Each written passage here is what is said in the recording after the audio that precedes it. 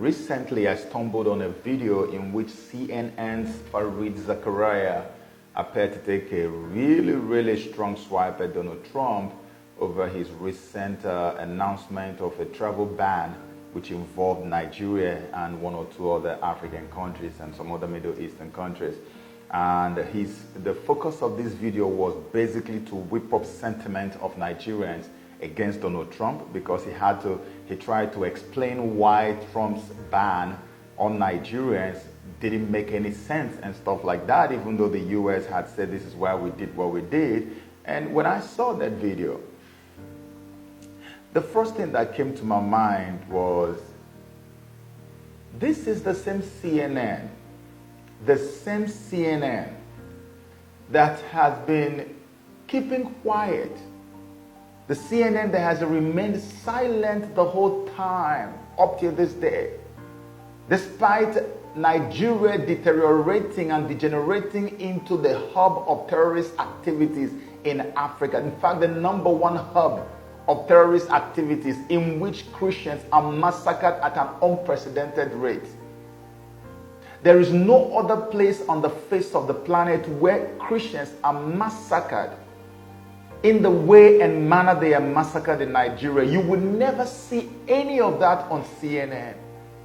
This is the same CNN that appeared to have relocated to Nigeria under President Jonathan, when Jonathan was actually effectively fighting the terrorists and was beating them hands down. He's telling a side of the war we never hear, what it's like to be a soldier fighting Boko Haram. You're not issued the kits, you buy the kits yourself. You have to buy the uniform and the kit yourself? Yes, you buy them. I bought mine myself. That's incredible. Yes. There are thousands of troops stationed in this town, and there are many more stories like the soldiers we're talking to. His morale rock bottom. Things were about to get worse. The army won't pay for the drugs, even though you got your injury fighting Boko Haram. They're not paid for the drug. We asked a senior government official about these shortcomings. He said that he would look into it. Why don't the generals see this morale problem and think about giving you better weapons to win the fight? CNN appeared to have actually been provoked by his successes against the terrorists, and they were on ground trying to undermine every effort he was making.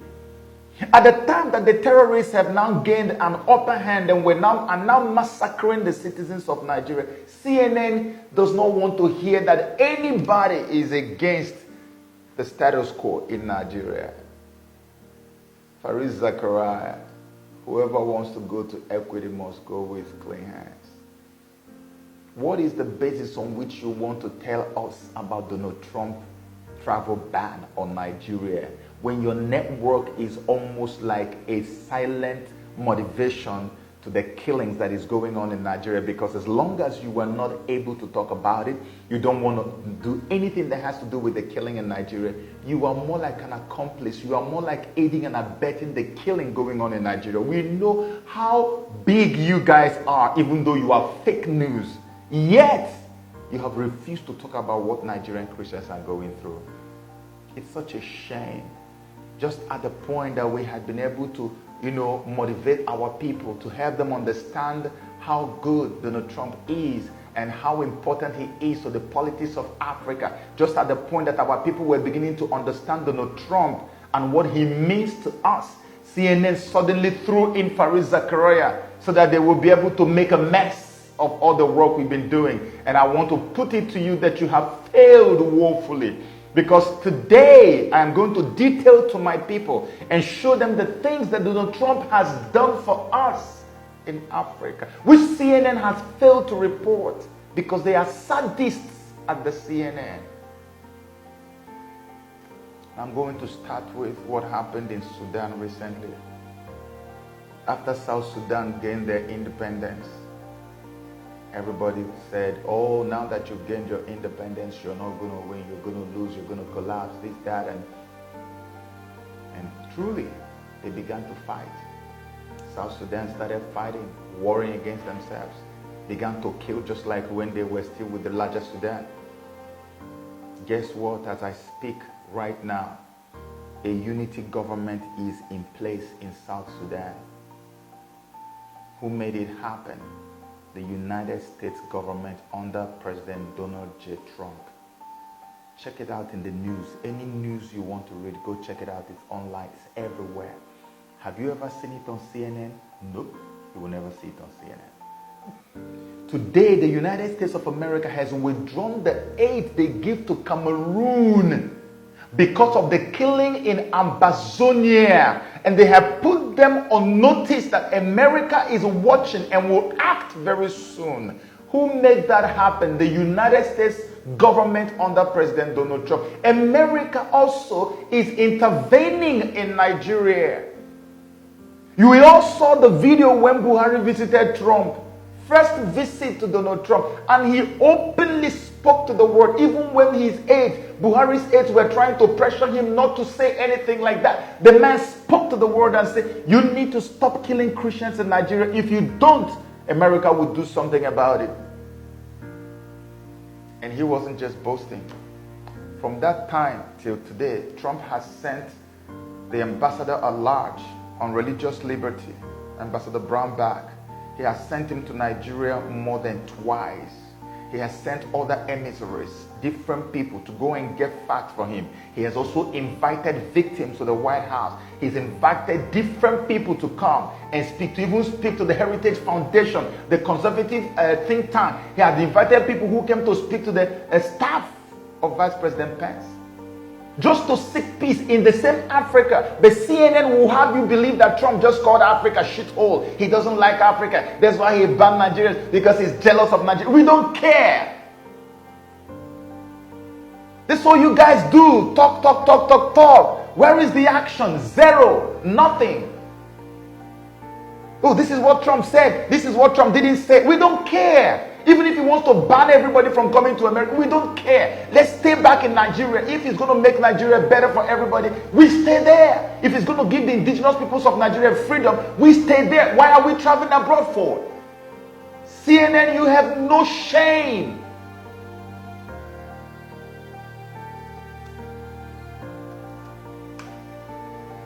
Something new just happened. Because the killing in Nigeria would not stop. The killing in Nigeria would not stop. You know what Donald Trump did? Donald Trump decided it was time for America to take a broader action. And the broader action they chose to take was that Trump admin just recently announced that they have formed a global alliance to defend religious liberty. This happened. You won't see it a lot in the news. Check it out. Just Google it. Look it up. It's on LifeSite News and so many other ones. CNN will never tell you that. Trump admin had actually formed a global alliance to defend religious liberties. And Nigeria was mentioned as one of the spots where the defense is going to take place. You think I'm joking, right? Nigeria was mentioned. I'm going to give you a list of the countries involved in that alliance. We have Albania, Austria, Bosnia, Brazil, Bulgaria, Colombia, Croatia, Czech Republic, Estonia, the Gambia, Georgia, Greece, Hungary, Israel, Kosovo, Lithuania, Malta, the Netherlands, Poland, Senegal, Slovakia, Slovenia, Togo, Ukraine, and the United Kingdom. United Kingdom grudgingly was dragged into it, because if you notice, the rest of the NATO allies from Western Europe, they did not get involved, because these are the people who had colonized Africa and are holding Africa down. These are the people who are the brains behind the Christian religious persecution going on, because the killings by the Fulani herdsmen are done at the instance of the colonial powers of Europe. That's why when Trump is forming a global alliance against religious persecution, they will not be a part of it. I had already done a video to tell you that United Kingdom only brought this new prime minister so that they can align him with Trump, because without aligning him with Trump, UK will collapse, because Trump had already vowed never to do anything with the EU as it is currently constituted, because the EU, as you see it today, is against Israel. That's why they had to pull away immediately from the EU. And Brexit happened because of Donald Trump. So you can see now UK is the only one from Western Europe that quickly joined the alliance. That's why the UK Prime Minister was also making a statement, say, oh, we're going to fight against religious. He doesn't really mean it. The only person who means it is Donald Trump. And in case you don't understand what this fight is going to look like, let me tell you the nature of this alliance, what they are capable of doing. There's a statement here, and it says the Declaration of Principles offers reactive and proactive measures for the members to use to protect freedom of religion around the world. Listen, let me read it again. It says the Declaration of Principles of this alliance actually offers reactive and proactive measures for the members to use to protect freedom of religion around the world. Reactive means something is happening somewhere. They went for intervention because something happened somewhere. That's reactive. Proactive means they got an intelligence that something is about to happen, or that Boko Haram or whatever is killing too many people in some area. They can decide on their own to send soldiers to go there and intervene. Reactive and proactive measures. This is an alliance set up by Donald Trump to protect me and my people. And useless CNN is there telling me about visa ban or travel ban. Nonsense that I don't care about. But that's not all. I don't know how many of you know what happened just recently. Just recently, the United Nations has added ISIS with West Africa and ISIS Greater Sahara, ISIS-GS, to its terrorist designation. How many people know that? Because it's a fresh news. Do you know that the United Nations has now added ISIS West Africa, the same ones that are in Nigeria? They've added them into their own, they've designated them. Foreign troops are on their way to Nigeria in no time. Are you aware that the United States of America is the biggest sponsor of the UN? And so basically, most of what UN does, America has to dictate it. Because without the US, UN will probably go bankrupt.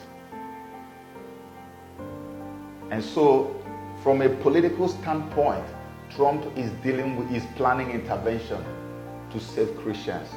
From a religious standpoint, which is the alliance, Trump is planning intervention. They're going to have the global alliance having boots on ground. They're going to have the UNAMSI, UN military guys, having boots on ground just to protect Christians by force. There is a video that is trending now at the United Nations meeting where a guy from the European Union artist was actually talking about the killing of Christians. You hardly ever hear that at the UN. It doesn't happen for the first time in a long while. They are now talking about the killing of Christians in Nigeria at the UN meeting because they are planning to come and intervene. In Nigeria, children are the most vulnerable victims of the attacks being carried out by Boko Haram and the Fulani herdsmen. These groups have been known to attack churches, schools, and even resort to kidnapping Christian schoolgirls in order to marry them to Muslim men. Already this year, Fulani herdsmen have murdered over 6,000 Christians, many of whom are women and children. Reports indicate that since 2013, Boko Haram has abducted approximately 1,000 children in northeast Nigeria. These attacks and kidnappings have been carried out when kids are at school and are most exposed.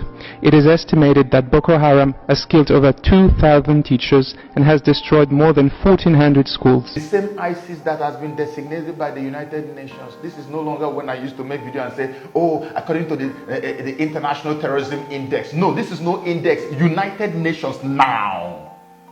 The same people are the ones that Buhari is sending planes to go and bring back from Niger into Nigeria. And they call them repentant terrorist men. Repentant Boko Haram and ISWAP. The repentant terrorists. When our people died in South Africa during the xenophobia problem of 2019, the president of Nigeria could not send any plane in official capacity to bring them. An individual businessman in Nigeria did that. Today, the president is sending plane to go and bring his repentant terrorists into Nigeria to reintegrate them into the society of Nigeria. People that we don't know what process on earth they are using to claim that they have rehabilitated them. These guys get first class treatment. They are even promised foreign education. But the people they kill every day and displace in their own homelands have become refugees in their lands. They are now living in IDPs. IDPs. Internally displaced persons camps. They live in IDP camps. In their own lands, displaced by the same people that you are calling repentant terrorists. And yet they don't have any food. It was recently I was reading through the news and I saw that there is actually an IDP in Benin, in Edo State. And I was wondering, Edo State is Midwest. I thought the war was happening in the north. I could not believe my eyes. IDP is actually existing in Edo State. Nobody talks about it. And the man was saying that if not for a rich man who came there to have his birthday and brought them cow and rice, that the children and the people there could not have been able to eat. They don't have food. They don't have anything. They live in squalor. But the people who came to dispossess them of their ancestral homelands and who killed them and destroyed them are being retrieved from the battlefront and then being given first-class treatment as repentant Boko Haram. Give them good feeding, good accommodation, even promise them that if they do well, that they can become presidents of Nigeria. Hello. How in the world did we end up here? And what CNN is more interested in is to come and tell me about Trump's travel ban, when Donald Trump is having this multi-pronged approach at rescuing me from the shackles and the jaws of death. You are not interested in even reporting it. You are here telling me about the ban. You guys are downright wicked, man. You are so demonic, CNN. I've never seen anything like you. And just in case you don't believe the things I'm saying, Trump has everything, all his plans put in place rightly to defend Christians, not only in Nigeria, in Africa, because what is happening in Nigeria is happening in Burkina Faso, is happening in a few other African countries.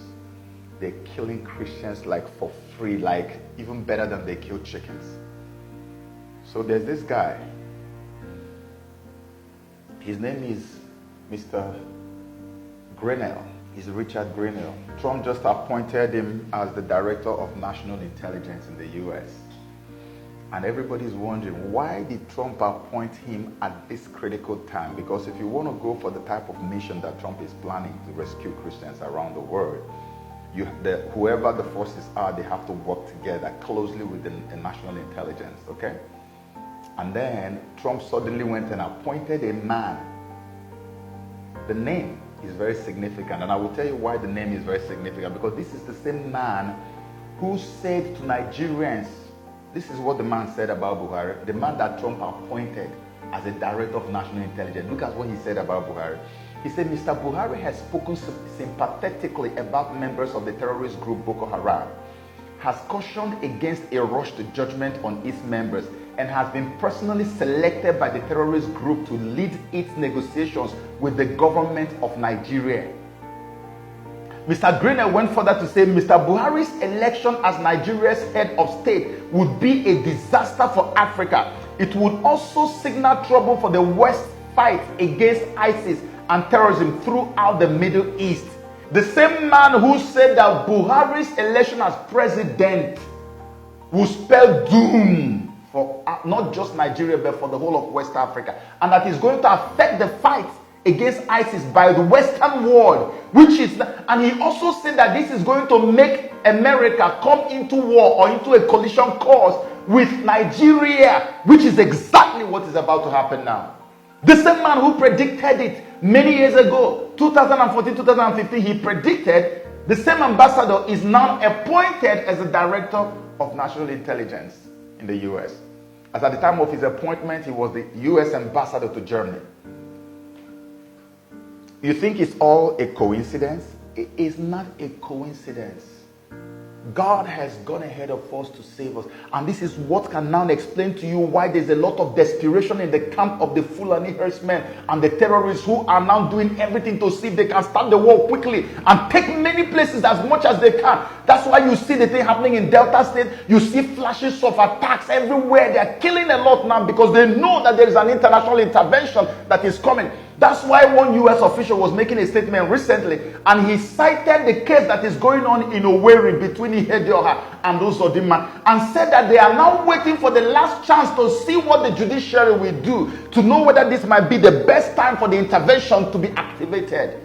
Because in that case now, the moment they now rule against, because all of them now know that Uzodinma was the man, the fourth one in line, and they brought him forward to come and remove the person that was declared winner by INEC.